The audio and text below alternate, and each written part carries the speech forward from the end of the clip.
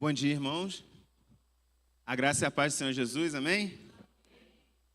É bom estar de volta, depois de uma rápida ida aí ao Rio de Janeiro, lá a gente teve que resolver umas coisas que estavam pendentes ainda, visitar os familiares, mas é muito bom estar aqui de volta porque engraçado, a gente está lá, a gente sente saudade daqui, né? A gente está aqui, sente saudade de lá. Mas isso prova o quanto a gente ama essa igreja, quanto a gente ama os irmãos, quanto a gente ama este lugar. E com certeza nos sentimos muito amados aqui, amados, respeitados, honrados aqui nessa casa. Então eu louvo a Deus pela vida de cada um, louvo a Deus pela vida dessa igreja e estou muito feliz de estar de volta. Estamos aí nessa manhã na lição número 8. Vamos começar essa lição. Quero agradecer. O irmão Paulo está aí, não? Ah, tá. E agradecer ele pela camiseta que ele me deu de presente aí. Ah, foi para Santa Catarina? Tá bom. O irmão Paulo deu essa camiseta bonita aqui. Eu falei para ele que na próxima EBD que eu tivesse, eu ia estar usando a camiseta dele. Lição número 8. Ações de humildade nos relacionamentos interpessoais. Está aí na página 50 da nossa revista. Quem está com a revista aí pode acompanhar. E o comentarista dessa lição é o pastor Jefferson Turbay Braga.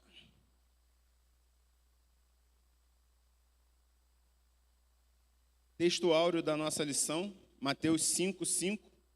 Vamos ler todos juntos? Amém? 1, 2 e 3. Bem-aventurados os humildes, pois eles receberão a terra por herança. Mateus 5:5. Amém. Irmãos, essa lição é uma lição que eu considero que não tem uma profundidade teológica muito grande, não é uma lição pesada teologicamente falando. Eu acho que é um assunto que todos nós já ouvimos falar em algum momento, todos nós já lemos na palavra de Deus sobre isso. Então, eu considero aqui que temos um público com condições de falar sobre isso, de debater. Então, você fique bem à vontade. Qualquer momento que você quiser interromper, perguntar, compartilhar alguma coisa, né, acrescentar na aula, você tem liberdade para fazer isso. Levanta sua mão, o irmão Flávio vai alcançar o microfone. Só peço que mantenha a mão levantada para o irmão Flávio poder identificar quem é que quer participar. E aí a gente dá prosseguimento na aula, tá bom? Então, não precisa ficar acanhado, não precisa ficar envergonhado, pode participar à vontade, que é um assunto que é comum a todos nós. Os objetivos dessa lição. Primeiro deles, conhecer como as ações permeadas de humildade podem agir nos processos de relacionamentos interpessoais. Vamos traduzir isso aqui. Como que as minhas atitudes no dia a dia, atitudes de humildade ou permeadas, ou seja, minhas atitudes direcionadas pela humildade ou influenciadas pela humildade, como que isso influencia no meu relacionamento com o meu próximo, relacionamento interpessoal, com as pessoas que estão à minha volta, não só na igreja, mas na família, em todos os lugares. Como que as minhas ações com humildade, elas influenciam diretamente sobre isso, positivamente, obviamente. Então, a gente vai conhecer um pouquinho mais sobre isso. Perceber que ser humilde não significa abrir mão dos nossos direitos sociais e sonhos de prosperidade e progresso. Aqui eu acho que é a parte mais difícil dessa lição. Por quê, irmãos? A gente entende, a gente olha para a palavra de Deus, a gente vê os ensinamentos de Jesus Cristo, os ensinamentos de Paulo, e a gente vê ali que a gente é incentivado a abdicar das coisas desse mundo, não se apegar às coisas, não só os ensinamentos de Jesus, de Paulo, mas de toda a Bíblia, né, de nós vivermos uma vida separada desse mundo. Só que a gente corre o risco de ir para um extremo, que é o quê? De a pessoa ser totalmente alheia a tudo que envolve, e a gente tem uma vida ainda aqui nessa terra. Ser cristão não significa que nós devemos viver alienados das coisas que existem aqui. A gente tem uma vida nesse mundo, a gente tem que correr atrás do pão de cada dia, a gente tem uma família para cuidar, a gente tem diversas demandas do nosso dia a dia que a gente precisa atentar para isso. Mas a gente também não pode ir para o outro extremo de só cuidar disso, achar que nisso está a finalidade, ou até pior, eu vou ser cristão, agora eu vou ser rico. Eu vim para Jesus e Jesus tem a obrigação de me abençoar porque eu sou filho do rei, porque não sei o quê. A gente ouve esse discurso por aí, né? A gente ouve esse discurso, você vai vir para Jesus e vai ser abençoado, a prosperidade, a teologia da prosperidade está aí em todos os lugares. E qual que é o nosso desafio? O nosso desafio é achar o equilíbrio disso, achar o meio termo disso. E não simplesmente achar um meio termo de acordo com aquilo que eu acho que é o meio termo, não, achar o equilíbrio disso na palavra. O que a palavra diz sobre isso? O que é prosperidade segundo a palavra? Como que eu tenho que viver, como que eu tenho que lidar com os bens materiais, os bens dessa terra, segundo a palavra, não segundo o que eu acho, mas segundo a palavra. Porque às vezes, irmãos, não é só porque, de repente, antes de ser cristão, eu era extremamente materialista, e eu vim para Cristo e dei uma melhoradinha naquilo que já está bom. Não, eu era extremamente materialista, agora eu desapeguei um pouquinho e já está bom. Não é isso. Ou então, agora eu vim para Cristo, eu esqueci tudo, eu não cuido nem da minha família, eu não vou trabalhar, porque Deus tem que me abençoar, ou alguém tem que me dar. Eu não vou nem tomar banho, porque isso é coisa desse mundo. Não vou nem me cuidar da minha aparência física. Não é isso também. Então, o segredo e a dificuldade é o meio termo. É encontrar o equilíbrio disso daí. E a gente vai tentar caminhar, não sair daqui já sabendo tudo, né? Mas tentar caminhar nesse sentido. Amém? Praticar. A verdadeira vida de humildade é quando o nome de Jesus é reconhecido e glorificado através das nossas ações cotidianas. João 3,30, quando João Batista ele fala que importa que ele cresça e eu diminua, porque às vezes estavam ali trazendo, né, Jesus está crescendo aí o ministério de Jesus e tudo mais, e aí ele fala assim, não tem problema, importa é que o nome dele seja glorificado. E o objetivo das nossas vidas é que através de nós o nome de Cristo seja glorificado, Cristo seja conhecido através de nós. É muito bacana quando alguém se converte e aí ele tem uma mudança radical na sua vida e as pessoas falam assim, nossa, o fulano está diferente, o fulano agora não bebe mais, o fulano agora não briga mais com as pessoas, ele não xinga mais palavrão, o fulano... Ou seja, está mudado a sua vida, ele está cuidando melhor da sua família.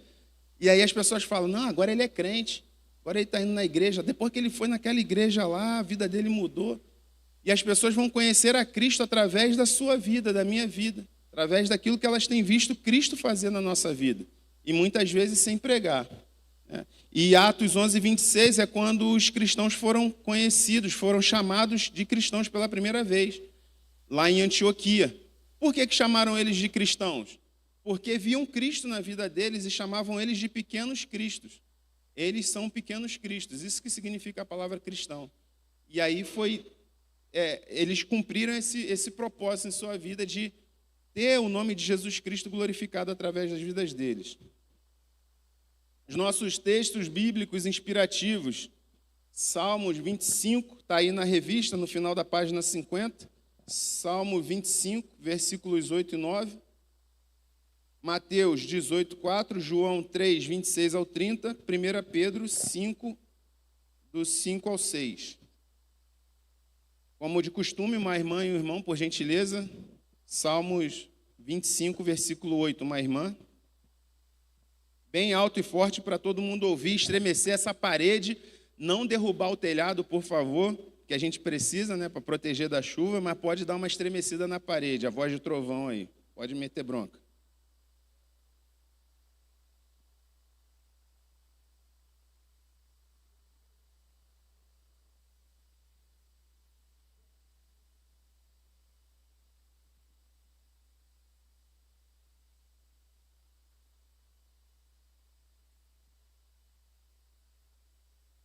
João 3, 26, um irmão.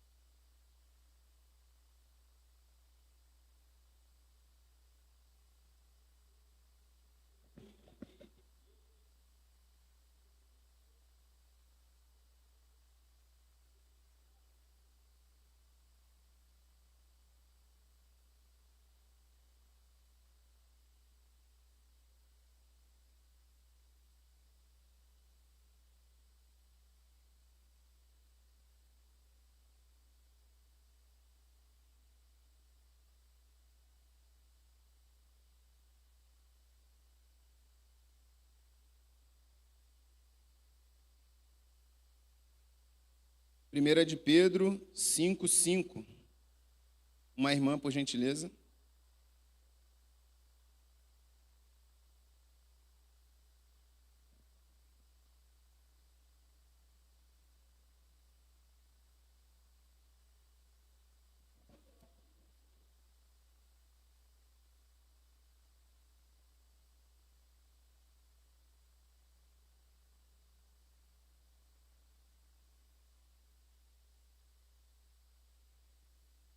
Amém.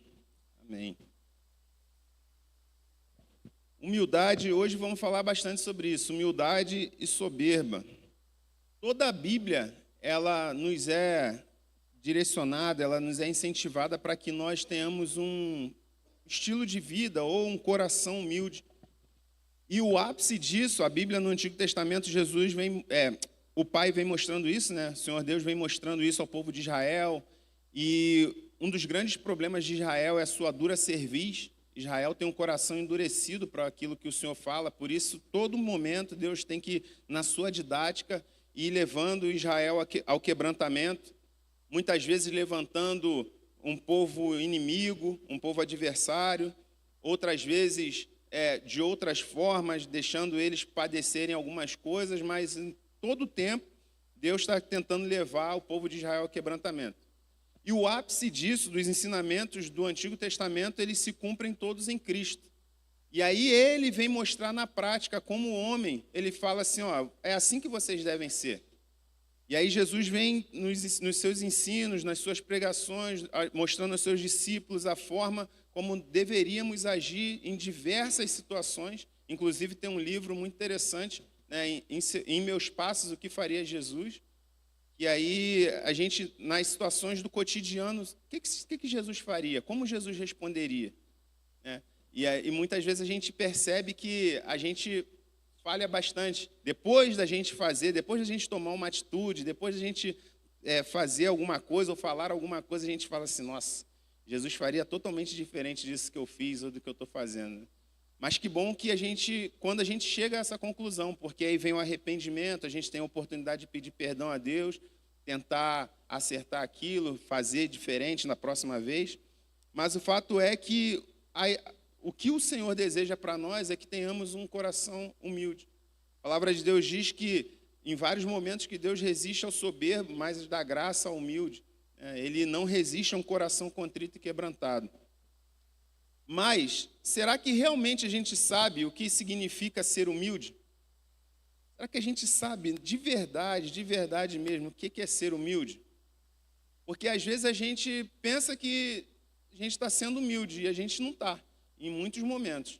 Eu falo por mim e sei que eu sou ser humano e todos nós aqui nesse ambiente somos seres humanos e não é muito diferente. Para uns um pouco mais, para outros um pouco menos. Mas o fato é que às vezes a gente acha que está tomando uma atitude ou acha que a gente já está num padrão. Eu já sou crente há 20 anos, já sou crente há 30 anos. Eu tenho um coração humilde e nem sempre. Às vezes a gente esconde uma soberba. O pastor conta aquela história do senhor, né, daquele senhorzinho na igreja que ganhou a medalha de o homem mais humilde da igreja e aí todo culto ele ia com a medalha. Então já caiu por terra ali aquela questão da humildade dele. E às vezes isso acontece com a gente. E há pessoas, irmãos, que elas são humildes ou aparentam ser humildes enquanto elas não têm nada, seja financeiramente ou um cargo. Conhece alguém assim? E a pessoa era muito bacana, era muito trabalhadora ou era muito humilde. A partir do momento que ela ganhou dinheiro ou ganhou um cargo, a pessoa mudou completamente. Foi o cargo que mudou ela? Não, na verdade, revelou aquilo que estava dentro do coração. Ou, às vezes, ela nem era tanto assim, porém, ela se deixou levar. Tá, o 10:2, pensei que o senhor queria... Tá bom. Ela se deixou levar por aquela situação. Vamos orar pela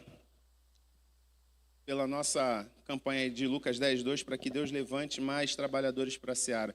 Irmã Juliana. Senhor Deus, muito obrigada por esse dia, Senhor. Obrigada porque o Senhor tem cuidado de nós, Pai amado. E obrigada porque nós conhecemos da Tua palavra, Senhor, e estamos aprendendo mais. Porém, Senhor, existem aquelas pessoas, Pai, que não foram alcançadas pelo Teu amor, Senhor, pela Tua misericórdia, Pai amado. E por isso nós pedimos que o Senhor levante pessoas para trabalhar na Tua obra, Senhor. pessoas de oração, que orem pelos perdidos, pessoas que vão e pessoas que contribuam financeiramente também, Senhor. Porque a missão é muito longa, Pai amado, é muito grande, Senhor, e nós não podemos nos acomodar, Pai amado, para que seu amor alcance as pessoas como um dia nos alcançou, Senhor. Que o Senhor levante sustento para as pessoas, que o Senhor levante sabedoria, Senhor, força de vontade, Pai amado, para que cada vez mais pessoas compreendam, Senhor, que o Senhor tem nos chamado a servir, Pai amado, e a buscar almas, Senhor, em nome de Jesus. Amém. Voltando aqui ao que nós estávamos falando sobre, às vezes, um cargo, né? Principalmente na igreja, irmãos. E a gente tem que entender que na igreja você recebeu você participar de um ministério, você às vezes recebeu um cargo eclesiástico, é para você servir ainda mais. É para a gente servir ainda mais, porque a partir do momento que você recebe um cargo, uma função na igreja, você vai ser diácono, por exemplo. Antes você não tinha responsabilidade, mas muita gente não entende essa responsabilidade que todo crente tem. E aí você entra na igreja, sai, vem para o culto, adora ao Senhor, faz ali a tua parte na liturgia e vai embora. Aí você é consagrado a diácono, você recebe ali o cargo para ser diácono, e aí você acha que agora eu subi na escala. Não, você desceu. Agora você tem que chegar um pouquinho antes, você tem que se preocupar com toda a questão do templo em volta, você tem que se preocupar com o patrimônio da igreja, você tem que se preocupar com as pessoas que estão chegando, com o estacionamento, você tem que se preocupar com um monte de coisa. E servindo, isso é servir, é serviço, né? Então, não é para a gente se exaltar, não é para a gente crescer diante de alguém ou nada disso. E temos que entender também que é uma função no corpo, né? Que ninguém pense também, porque o irmão está fazendo o trabalho dele, o irmão se ensoberbeceu, não. Se ele às vezes está controlando aqui durante o culto, as crianças, a conversa no bebedouro ou qualquer coisa, porque ele acha que ele é o xerife da igreja, não. Ele está fazendo o trabalho dele de diácono. A gente tem que contribuir, tem que colaborar para que ele possa desenvolver bem o seu ministério. Amém, irmãos? A gente tem que entender isso. A humildade é uma via de mão dupla. É de quem serve e de quem é servido. É de quem trabalha e de quem recebe o trabalho daquele que está trabalhando. Tá? A humildade ela tem que ser uma via de mão dupla. Eu considero que a humildade é a característica que mais nos assemelha a Cristo. Se tem uma coisa que o mundo, quando nos olhar, ele pode ver Cristo na gente com muita facilidade, se nós tivermos um coração humilde, um caráter humilde. É claro que muita gente faz isso apenas esteticamente, exteriormente, mas só que essas máscaras elas não duram muito tempo. Se a pessoa tentar ser humilde com a força do próprio braço, só para aparecer para as pessoas, essa máscara não dura muito tempo. Uma hora cai. Mas isso é com Deus também, não é com a gente, né? Mas o fato é que, se nós tivermos atitudes humildes, se nós formos humildes de coração de verdade, as pessoas vão conseguir ver Cristo através de nós. Você já se equivocou ao fazer juízo de alguém? Você já se equivocou ao achar que a pessoa era humilde e não era? Ou o contrário, pensar que a pessoa não era, que a pessoa de repente era arrogante. E aí depois, ao conhecer melhor aquela pessoa, você viu que não era nada daquilo que você pensava? Você já se equivocou, né, ao fazer esses juízos? Eu já. Algumas vezes. Porque é normal, porque a gente julga com aquilo que a gente vê. Assim como Samuel, quando foi ungir um dos filhos de Jessé como rei, aí veio aquele que era o mais velho. Ele falou, é o primogênito. Cultura da época, quem vai ser rei dessa família é o primogênito, é o mais velho. Aí Deus falou, não é esse. Aí vem o outro, talvez o outro fosse mais forte, não era o primogênito, mas de repente era o que malhava mais e tal. Aí veio o outro que talvez fosse o melhor na espada, o outro que administrasse melhor. E Deus falou, não é nenhum desses. É o mais novo que está lá atrás das malhadas, atrás das ovelhas. Aí Deus fala para Samuel, olha, é porque você olha com os olhos humanos, mas eu não olho, eu não vejo como vê o homem. Deus não vê como vê o homem, Deus vê o nosso coração. E é por isso que o salmista ele fala assim, Senhor, sonda o meu coração e vê se há em mim algum caminho mau. Porque às vezes, irmãos, a gente pode achar que está fazendo certinho as coisas. A gente pode achar que está num bom caminho. mas às vezes lá no fundo do nosso coração tem uma raizinha de soberba, tem uma raizinha de amargura, uma raizinha de vaidade, mesmo no fazer a obra de Deus, mesmo no se empenhar em fazer o melhor, mas às vezes aquela finalidade, você está querendo fazer o melhor, lá no fundo, quem está direcionando as suas ações é essa vaidade. E isso é muito perigoso, e é por isso que a gente tem que pedir, porque só o Espírito Santo é que sonda, nesse profundo do nosso coração, é só o Espírito Santo que sonda, é só Ele que acessa. Muitas vezes nem nós mesmos nos conhecemos tão profundamente como o Espírito Santo. Só Ele sabe as reais intenções do coração do homem. E nessa lição a gente vai estudar um pouco mais sobre essa grande virtude cristã que é a humildade.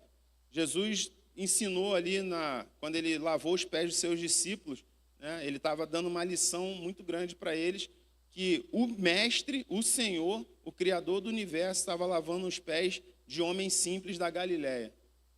Então essa era a lição que Jesus estava ensinando ali para eles, servir uns aos outros. Primeiro ponto da nossa lição, a soberba, seu efeito destrutivo.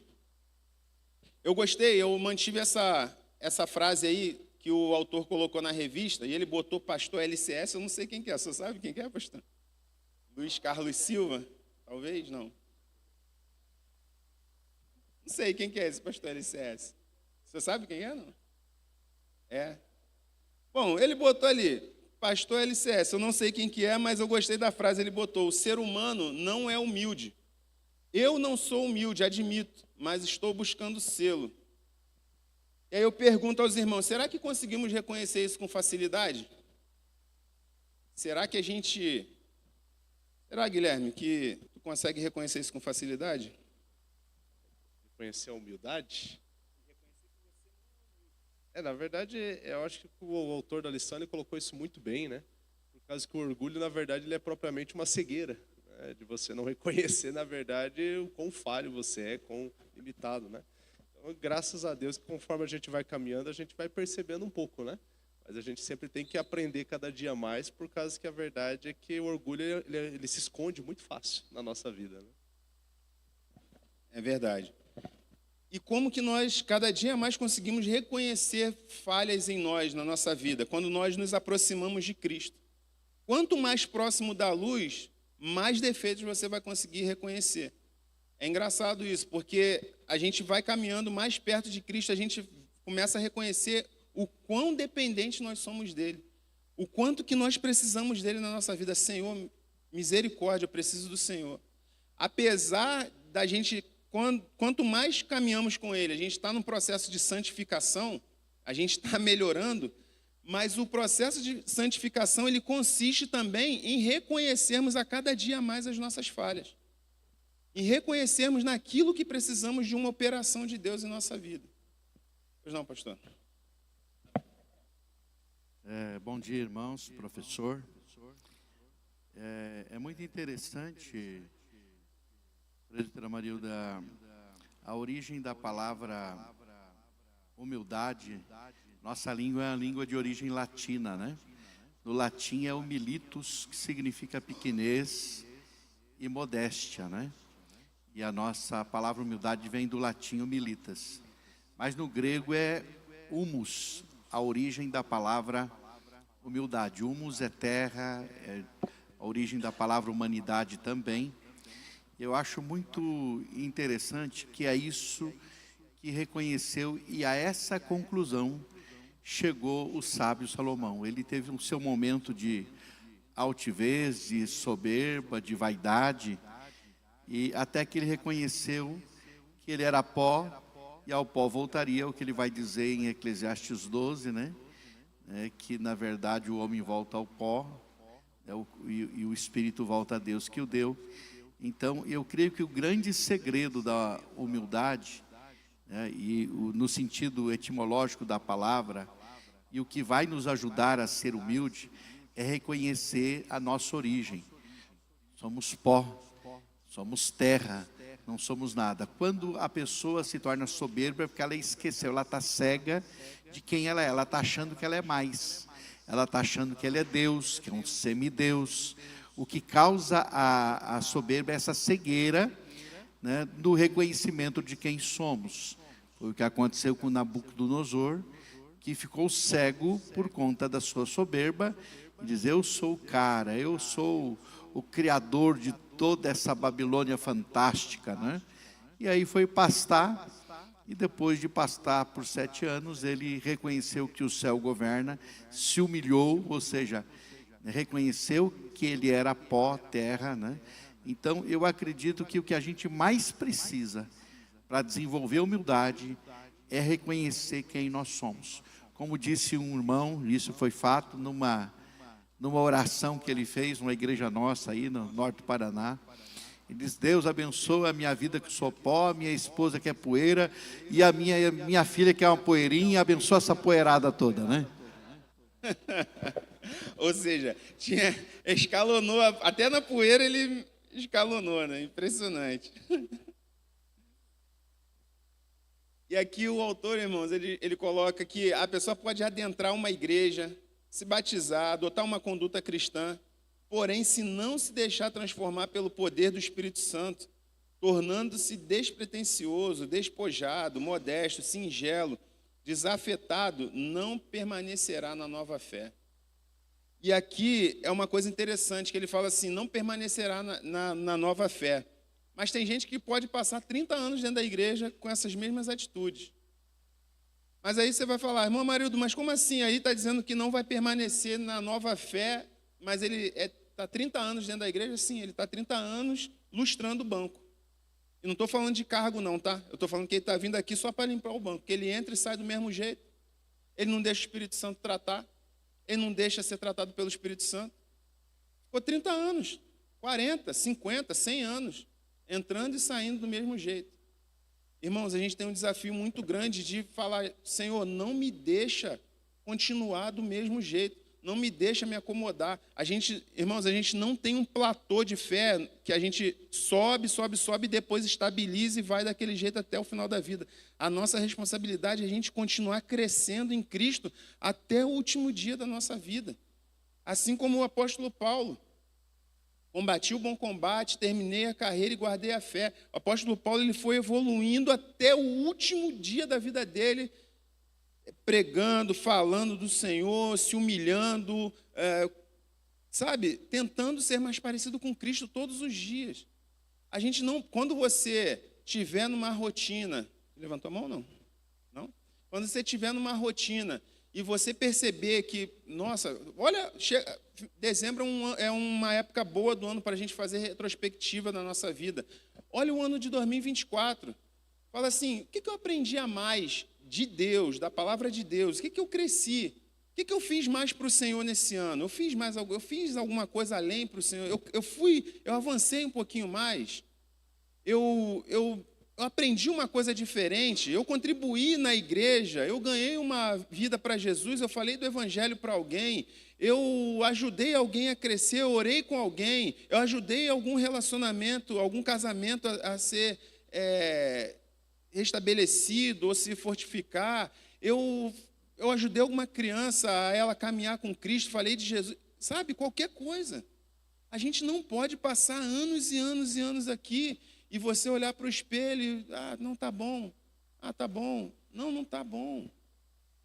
Sabe, isso é reconhecer que a gente precisa crescer. Por que a gente estabiliza? Porque a gente acha que está bom, e achar que está bom é soberba no coração. Quando a gente volta a ter as mesmas atitudes de antes, quando a gente reage da mesma forma de antes, significa que você é a mesma pessoa de antes, e a mesma pessoa de antes não serve. Você tem que ser hoje melhor do que você foi ontem. E amanhã, melhor do que você é hoje, em Cristo Jesus. Você pode ter evoluído profissionalmente, pode ter feito um curso, você pode ter ganhado uma promoção no seu trabalho, um reconhecimento na sociedade, você pode ter lido livros seculares e tal, mas, de repente, em Cristo, seu tijolinho continua na mesma altura. Sua vida espiritual está na mesma altura, e outros até regridem, porque naturalmente você regride. Porque se você não enche a sua vida de Cristo, fica tendo espaço para outras coisas, e você vai entulhando outras coisas. Daqui a pouco você começa a regredir. Aquele espaço que era de Jesus, você começa a colocar outras coisas, e você regride. Esse que é o perigo. É igual alguém que malha, alguém que faz atividade física. Ele, uma semana, para quem treina sempre, não sei o quê, uma semana que ele não vai para a academia, quando ele volta, ele já perdeu massa muscular, ele já vê que ele já deu uma murchada, ele já perdeu não sei o quê. É igual a nossa vida de fé. Um dia, uma semana que você não está ali com Cristo, que você não está avançando, que você não está evoluindo, não está orando, que você não vem aos cultos, que você não pratica as disciplinas espirituais, você começa a perder massa muscular de fé. É isso. É impossível viver uma vida piedosa sendo soberbo e presunçoso. Não coaduna, irmãos, não caminham junto. Presunção e soberba é impossível caminhar junto com o cristianismo. Não tem como. Não tem como. Uma hora um vai prevalecer sobre o outro. Se a gente não procurar matar... E onde reside a soberba, a presunção? No velho homem. A gente tem que matar o velho homem todos os dias. Todos os dias matar o velho homem, que é nele que reside a soberba, a presunção, a vaidade. O pecado é fruto direto do orgulho. O que fez Eva tomar do fruto da árvore? Foi só porque o fruto era agradável de comer, era visualmente bonito? Não, aquilo serviu para chamar a atenção. Era só porque era proibido? Não, não era só porque era proibido. O que fez Eva tomar do fruto? A possibilidade de ser igual a Deus. A possibilidade de não precisar consultar a Deus no final do dia o que Deus queria para a vida deles. A possibilidade de tomar as suas próprias decisões. Não preciso de Deus. Se eu tomar do fruto e ser igual a Deus, para que eu vou consultar Ele? Não é verdade? Se você tem habilitação, se você sabe dirigir, você tem carro e você tem gasolina no carro, você sabe o caminho, para que você vai tomar um Uber? Para que você vai tomar um ônibus? Você vai com o seu carro. Então, a possibilidade de não precisar consultar a Deus na virada do dia, não precisar perguntar nada para Deus, de ser igual a Deus, foi o que mais fez o homem cair.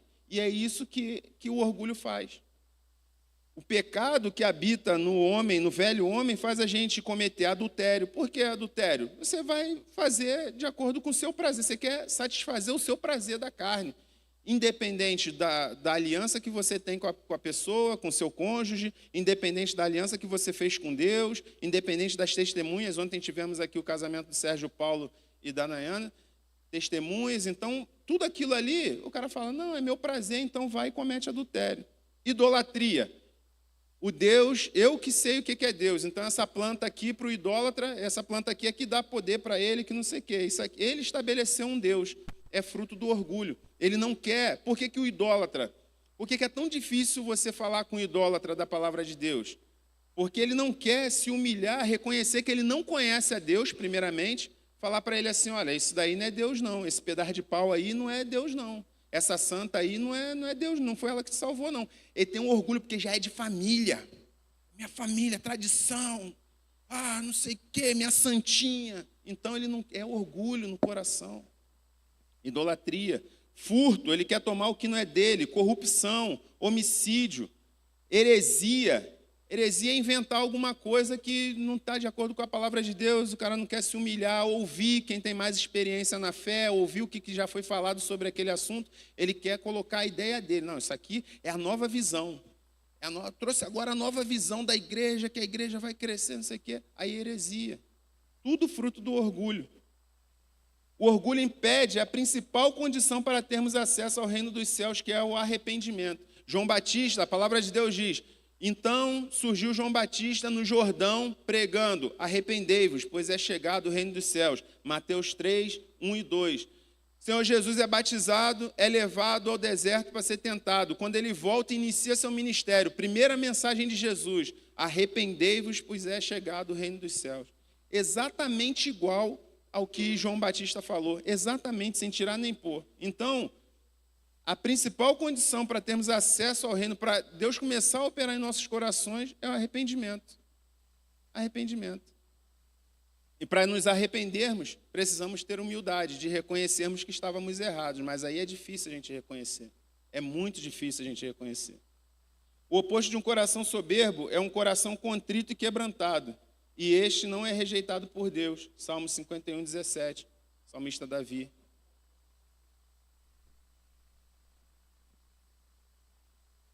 Para ver como o Espírito de Cristo é oposto ao espírito do mundo, porque o mundo, ele incentiva o orgulho. Você tem percebido que todos os filmes que a gente assiste, o camarada que é o bandido, ele se orgulha de ser o número 1 dos bandidos, de furtar aquela joia que está no lugar que ninguém consegue chegar, né? E a gente torce para o bandido porque, né, ele é o cara, ele é o tal, o orgulho. É o orgulho que faz o cara matar, porque daí ele tem lá até os números de quantos ele já matou, ele vai, né, ele vai respeitado e vai colocando os, né, os numerozinhos ali né, vai marcando, né, para dizer que ele é o cara que fez tudo aquilo. A questão do adultério, para mostrar que eu sou o garanhão, o conquistador, ou etc., né? Então é por aí.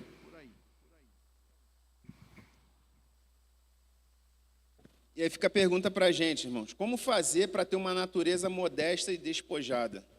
Como fazer para caminhar o oposto da soberba e do orgulho? É difícil, essa resposta a gente pode ficar aqui amanhã, à tarde, a noite toda, todo mundo dando opinião, e provavelmente todas vão estar certas, e a gente não termina. Por quê? Porque é uma série de fatores. Como fazer para ter uma vida modesta e despojada? Como fazer para se despojar do orgulho?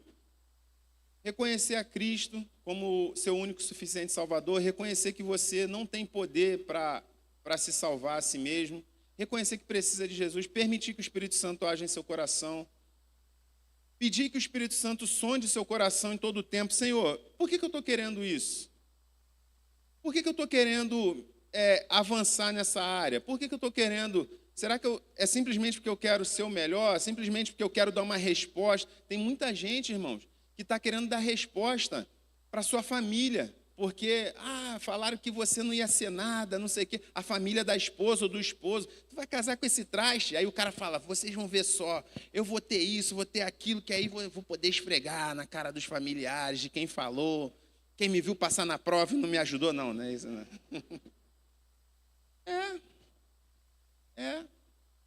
Não, irmão Jaime.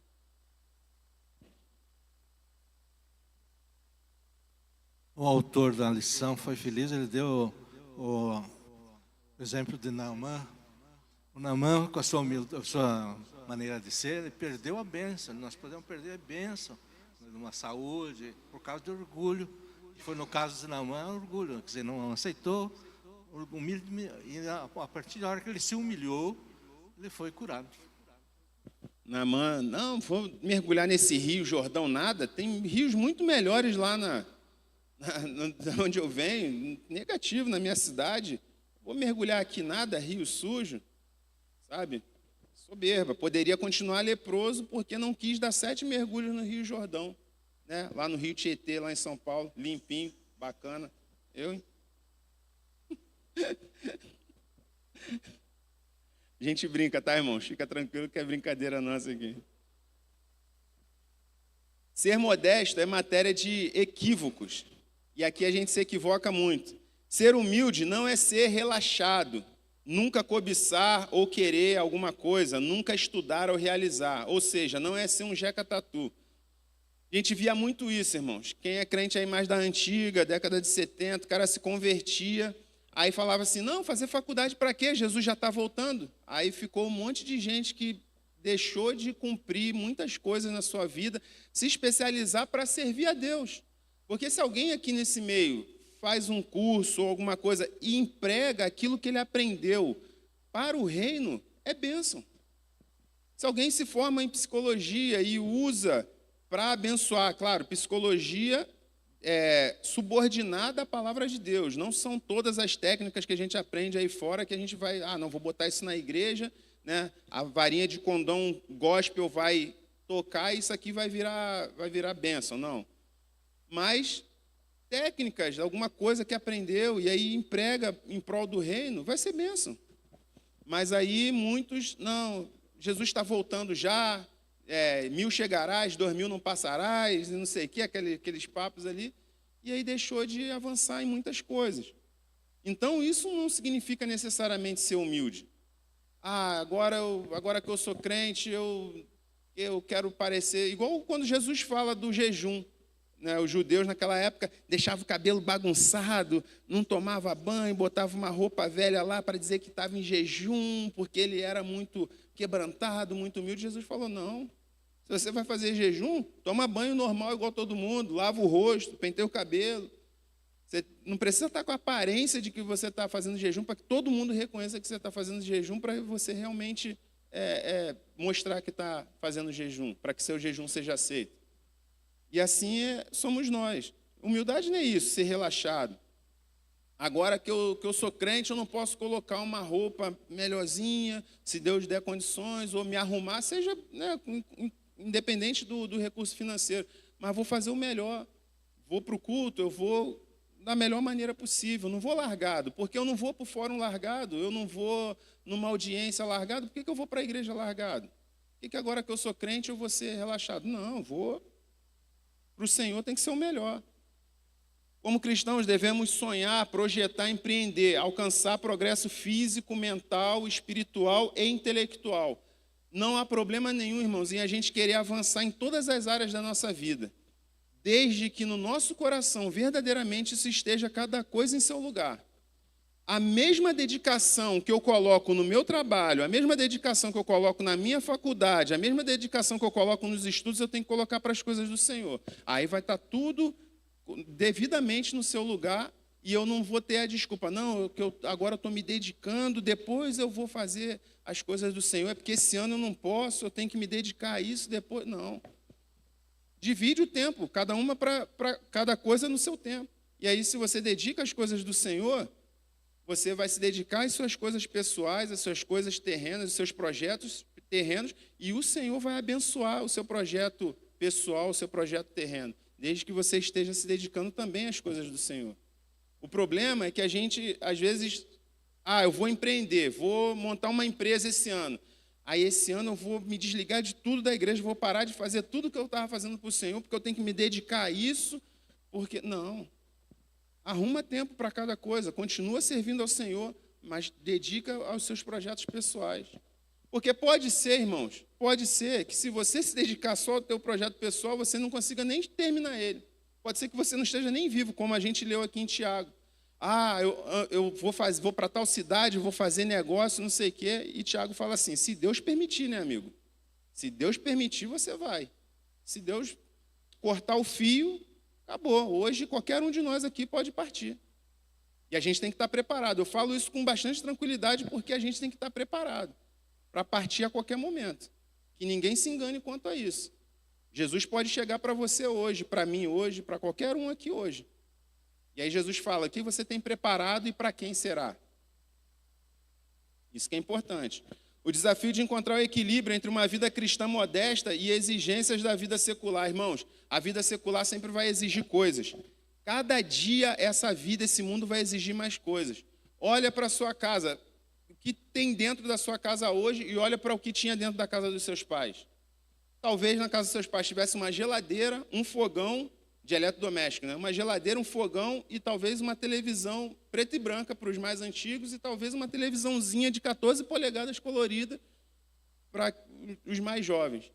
Hoje a gente tem uma TV no quarto, no banheiro, na cozinha, na sala, e não estou criticando isso, porque quem criticou isso foi o outro camarada lá, que falou que o pobre não pode ter televisão em um monte de lugar. Eu acho que cada um, seu cada um. Mas eu estou falando que as demandas crescem. Hoje a gente tem que pagar a internet. Nossos pais não precisavam pagar plano de internet. E não é só internet Wi-Fi. Todo mundo que tem celular em casa, cada um tem que ter um plano, porque o teu filho está na escola e ele tem que ter um planinho ali de internet para você poder falar com ele.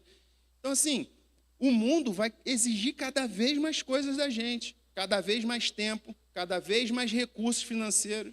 E aí é um desafio a gente falar assim, olha, será que eu preciso realmente... E aí você vai se matar cada vez mais para trabalhar, para fazer, para conquistar, para suprir as demandas do mundo.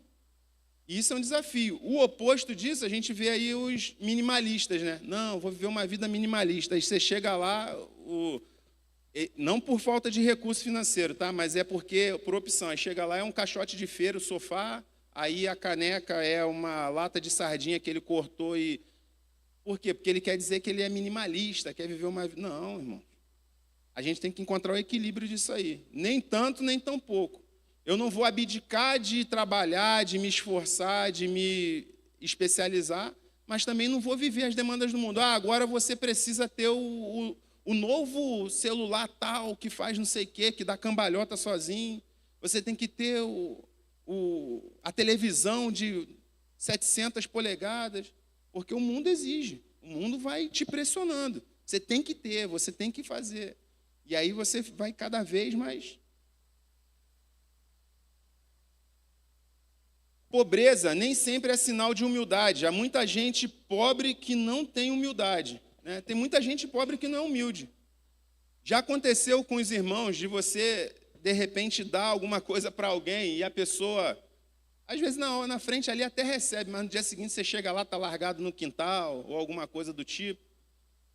Já aconteceu de ajudar alguém no semáforo assim com R$1 ou R$2, o cara fala, poxa, só isso? Já aconteceu com algum dos irmãos aqui? Nem sempre pobreza é humildade. Tem muito pobre arrogante. E tem muito rico humilde. Então, nem sempre, né, a gente tem que fugir dos estereótipos. E nem sempre simplicidade ou falta de recurso quer dizer desleixo. Aqui não está aparecendo muito bem, mas uma casa assim, sem reboco, talvez a pessoa construiu ali, porque, né, construiu, levantou a casa, mas está arrumadinha, a louça limpa, tudo aqui, as panelas bem areadas, tudo organizadinho. É uma casa simples, mas está bem organizada. Se de repente você for nessa casa aqui, os filhos estão limpinhos, estão bem arrumados, vão ser crianças educadas, vão chegar, vão te cumprimentar, né, vão falar cada um no seu tempo e tudo mais. Pobreza não é desculpa para a gente ser relapso, relaxado, descuidado. Você se preocupa com o equilíbrio entre a modéstia e a dedicação para alcançar determinados objetivos? Quando você projeta alguma coisa, você se preocupa se aquilo vai interferir na sua vida espiritual? Quando você recebe uma proposta de emprego, por melhor que ela seja, você se preocupa se aquilo vai afetar na sua vida espiritual ou não? Na vida espiritual da sua família, se vai roubar o seu tempo com Deus?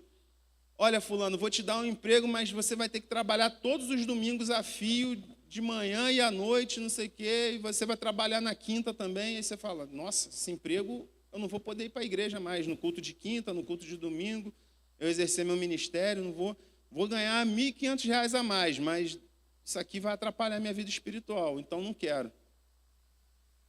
Você pensa dessa forma ou não? Não, eu preciso, irmão, eu preciso. Se eu não pegar esse emprego, não é você que vai pagar minhas contas, não vai ser o pastor que vai pagar minhas contas, então eu vou pegar mesmo.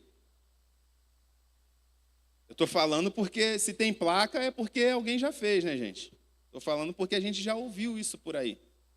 A gente já ouviu de um casamento, a pessoa botou lá um funkão, e vai descendo até o chão, e aí foram falar, irmã, que isso, no casamento?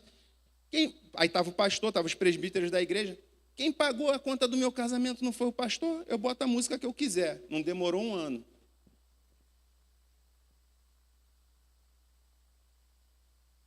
Os humildes herdarão a terra, promessa do Senhor. Jesus deixa claro que no reino de Deus não há espaço para soberba. Portanto, cabe a cada cristão. Quem tem que ser humilde, irmãos? É só o pastor da igreja? É só o pastor Eliezer? É só o irmão Amarildo que está dando essa lição? Ele tem que ser humilde, ele está dando a lição. Só ele tem que ser, eu não preciso ser, não. Cada cristão buscar diligentemente desenvolver o fruto do Espírito. A presunção e o orgulho excessivo de si mesmo e de seus feitos, deixando pouco ou nenhum espaço para o agir de Deus. A presunção é o orgulho excessivo. Ser presunçoso é ser orgulhoso. Eu que fiz, como o pastor falou, Nabucodonosor, eu que fiz, deixando pouco espaço para o agir de Deus. Além da pessoa se orgulhar dos seus feitos, ela também não deixa espaço para que Deus haja no coração dela para outras coisas futuras. Não, eu vou fazer, eu decido, eu sei, eu acho, eu posso, eu faço. Pode nada, irmão. Nós não podemos nada se Deus não permitir. Pessoas presunçosas querem dominar o ambiente, usar seus dons para manipular pessoas, exigem destaque, não toleram oposição ou mesmo que as contradigam. Você já viu pessoas assim, nos arraiais por aí, só aquela irmãzinha que ora. Todo mundo tem que pedir orientação daquela irmãzinha. O culto de oração é na casa dela. Só que lá na casa dela, ela faz uma politicagem ali, com aquele falso acolhimento e não sei o quê. Quando vai ver, está todo mundo dependente emocional e espiritual daquela pessoa. Se você tem um sonho, você liga para a irmãzinha para ela revelar o sonho. Se você não sei o quê, está com uma dificuldade, liga para a irmãzinha. E aí você vai vendo, manipulando pessoas com seu dom. Seu dom de cativar, às vezes até um dom espiritual verdadeiro, mas usa aquilo ali para manipular. Agora, contradiz aquela pessoa ali para você ver o dragão se manifestando na sua frente. Faz uma oposição contra ela. É terrível, é complicado isso aqui. Sansão é exemplo do mau uso do seu dom. Talvez o maior exemplo negativo na Bíblia do mau uso de um talento, de um dom que Deus deu, foi Sansão. Tinha um poder incrível e uma missão, libertar Israel. Mas ele usou só para o seu benefício, só para o seu bel prazer, só para fazer o que ele queria, o que dava na sua mente. Eu quero arrancar essa porta aqui da cidade. Ele arrancava e levava. Eu vou matar 1000 filisteus. Mata 1000 filisteus. Ah, eu quero casar com a fulana. Vai lá, entendeu? Só usava só para o seu bem, para o seu bel prazer. Você consagra seus dons a Deus? De repente você tem um dom de administrar, e você administra bem a empresa, a empresa talvez que você trabalhe, ou a sua empresa. Você alguma vez já consagrou, colocou esse dom à disposição do Senhor, para Ele usar na obra esse seu dom? Você às vezes tem um dom de ensinar, você se comunica bem, você é um professor, uma professora, ou você tem uma capacidade de aprendizado boa, consegue transmitir bem as informações, as pessoas entendem com clareza aquilo que você fala, você tem um conhecimento teórico bom, você às vezes é formado e tal. Você já consagrou seu dom a Deus? Falou, Senhor, eu posso ser usado. Você tem facilidade com criança. Você já se disponibilizou para trabalhar no ministério infantil, você tem uma didática boa com criança.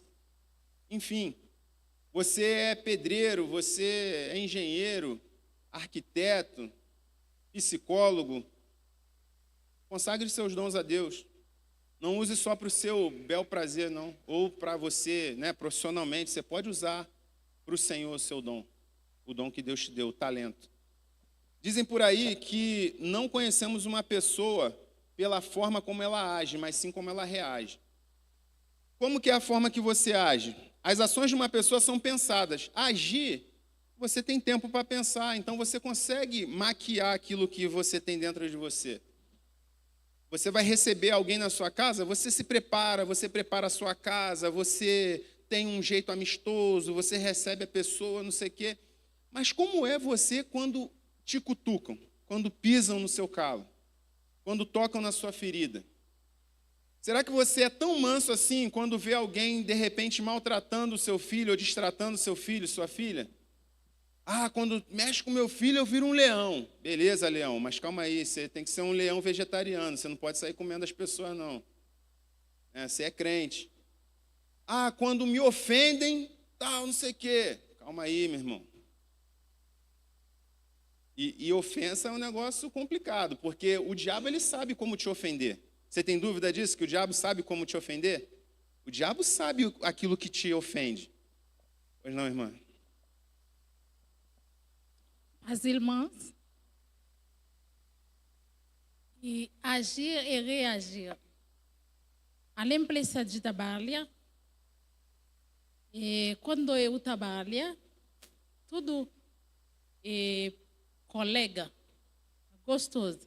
Mas, às vezes, tem pessoas que fazem serviço diferente que precisam de trabalhar. Chefe de trabalhar, conversar com um outro chefe, avisa para mim, ajudar outras pessoas que chegam depois de para mim. Tem outras pessoas que já saíram, outras pessoas que chegam agora, não compreendem serviço. Ajudar elas. Tem pessoas que não querem, para me ajudar.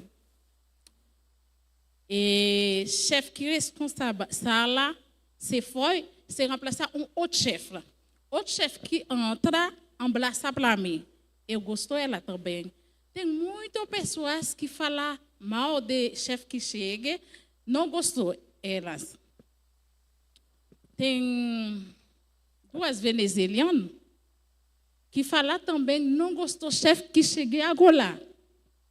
Eu aviso venezuelano não falar, porque brasileiro não gostou brasileiro, você é estrangeiro, eu também é estrangeiro. Não entra lá, a conversação dela. Ela falou, não.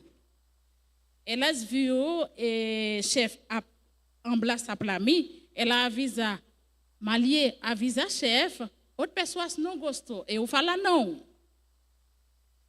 Quando eu pegar férias, ela entra lá, o chefe, ela avisa a chefe, tudo pessoas não gostou da sala. O chefe não está feliz. Ela falou só Malie. Ela falou Malie também. Malie saber pessoas não gostou, ela não avisa. Quando saiu de férias, se entrar na sala, eu ouvi o chefe diferente. Colação, se conversa. Eu conversar com Deus porque eu aceitar tudo. Um dia eu vai mandar a chefa que vai fazer agora. Quando ela viu eu vem conversar ela tem um calculatriz em mão dela, ela joga. Quando eu vai conversar ela viu, eu vai a ela. Quando ela age como ça, os olhos têm que chegar lá, eu abraçar ela. Não fez assim, Deus não quer assim. Eu colação, eu fiz assim a tudo, colação, não tem hipocrisia. Porque eu vi, ela não sabe Deus, ela age, eu reagi diferente. Amém, amém. A irmã estava compartilhando algumas coisas que acontecem no trabalho, né? Algumas pessoas falam do chefe, e aí muda de chefe, as pessoas reclamavam do chefe e tal, e ela não levava para cima. E aí outras pessoas levaram para o chefe falando, tem um montão de funcionário aqui que fala mal de você e tal. Inclusive a Marie sabe e não falou contigo. Aí o chefe ficou chateado com ela. E aí houve uma situação em que o chefe jogou alguma coisa nela, e ao invés de ela reagir também na mesma moeda, ela abraçou. Por quê? Porque ela entende que aquela pessoa não conhece a Deus e ela conhece. É isso aí, irmã? Amém. Deus abençoe, em nome de Jesus. Se alguém tem perdido a guerra contra a soberba nas suas ações cotidianas, imagina quando precisar reagir sob emoção ou estímulo inesperado. Se a gente não consegue manter a calma, manter a humildade, manter a sobriedade no dia a dia, no trato com as pessoas, se a gente não consegue ter ações de humildade, imagina quando você for ter que reagir, que é uma coisa instintiva que você não calcula. Quando você não calcula, quando você está no trânsito, quando alguém pisa no seu calo, quando alguém te ofende, quando você não espera, quando alguém trama alguma coisa contra você. Então, a gente só reage de forma positiva, de forma semelhante a Cristo, quando a gente está banhado pelo Espírito Santo. E a gente tem que buscar isso a cada dia. Por isso, o apóstolo Paulo nos orienta como deve ser o nosso modo de agir, reagir, pensar e viver. Filipenses 2:3-8, quando ele fala, haja em vós o mesmo sentimento que houve em Cristo Jesus, que mesmo sendo Deus, não usou por usurpação ser igual a Deus. Os irmãos conhecem aquele texto, ele se esvaziou. Então a gente precisa, por isso que fala da cruz, irmãos, a gente precisa morrer. O velho homem precisa morrer. Não há nada no velho homem que a gente precisa levar para a nova vida em Cristo. Deixa as coisas do velho homem. Porque quando eu era crente, quando eu não era crente, porque eu ia reagir dessa forma. A gente tem que matar esse velho homem. É um desafio matar o velho homem. Ele todo tempo, ele toda hora fica tentando voltar. Eu falo uma coisa para os irmãos. Cada vez que eu abro o celular, que eu vejo alguma coisa de notícia, eu vejo abuso contra a criança, abuso sexual infantil, pedofilia. Meus irmãos, o velho homem, ele fala assim, calma aí que agora é minha vez. Pá! Ferve no coração. Porque a vontade que dá é, sabe, fazer as piores atrocidades com aquele indivíduo que faz um negócio desse, que não entra na nossa cabeça um negócio desse. A gente não consegue compreender um troço desse, um indivíduo que pratica uma coisa dessa. E aí eu louvo a Deus porque Ele não dá a oportunidade de, né, fazer algo contra aquele camarada. Porque talvez se eu fosse um policial e tivesse numa operação e abordasse um negócio desse, eu sinceramente, eu não sei como é que eu iria reagir. É precisar muito da ação do Espírito Santo para não fazer uma besteira. E aí, por isso que todos os dias a gente pede para o Espírito Santo controlar as nossas emoções, as nossas ações, quando a gente sai de casa, porque realmente a gente está suscetível aos ataques do adversário. Por isso a gente tem que ter a armadura de Deus. Exemplo de Absalão. Sua reação orgulhosa gerou muitos males. Absalão deixou o orgulho subir ao seu coração e ele só fez besteira. Matou o irmão, conspirou contra o pai, fez um montão de coisa. E no final tem um pai chorando pela morte do seu filho, que deveria ser o sucessor de Davi. Absalão seria o sucessor natural de Davi. O fruto amargo do rancor ou da vingança nunca é satisfatório. A vingança não pertence a nós, irmãos. A vingança pertence ao Senhor. A gente tem que se livrar desse sentimento de vingança. O remédio para evitar tudo isso é o perdão. O perdão é um remédio amargo de se tomar. Perdoar não é fácil. O perdão é um remédio muito amargo de se tomar. Quando você tem que perdoar e não é uma coisa tão instintiva assim, você vai remoendo, você luta contra aquilo. Mas é completamente eficiente na prevenção dos malefícios causados pela soberba e pelo rancor. O perdão é extremamente necessário para a manutenção das nossas relações interpessoais. Todos os dias, ou muitas vezes ao dia, alguém vai te magoar, alguém vai te decepcionar, alguém vai te entristecer. E por isso que a gente precisa praticar o perdão todos os dias, irmão, senão fica inviável o nosso relacionamento. Senão a gente vai carregando mágoa, rancor de pessoas todos os dias. É um pouquinho aqui, um pouquinho ali. Você rompe um laçozinho de relacionamento. O fulano... Por quê? Porque a gente projeta, a gente espera que as pessoas reajam da forma como a gente quer. E a vida não é assim. A gente se decepciona com as pessoas porque a gente projeta nelas algo que a gente quer. E as coisas não devem ser assim. Então a gente tem que perdoar todos os dias. 70 vezes 7, assim como o Senhor Jesus ensinou. A Bíblia diz, não havendo maldizente, ou seja, alguém que faça a fofoca, alguém que fique falando mal, não havendo maldizente, cessa a contenda. Você está disposto a perder uma discussão, mesmo tendo razão? Aquele velho ditado, né? É melhor ser feliz do que ter razão. É claro que a gente não pode viver assim sempre, concordando com o que os outros falam, só para poder estar bem, apaziguar a situação. Mas tem momentos que a gente tem que saber ceder, tem que saber soltar a corda, afrouxar a corda, porque se um puxa de um lado, outro puxa do outro, arrebenta a corda. Amém, irmãos? Perdoar, saber ceder. Finalizando, se o perdão algo fosse tão efetivo nos nossos dias, na nossa vida, muitos divórcios e males seriam evitados no dia a dia. Muitos divórcios teriam sido evitados se a gente praticasse o perdão com mais frequência.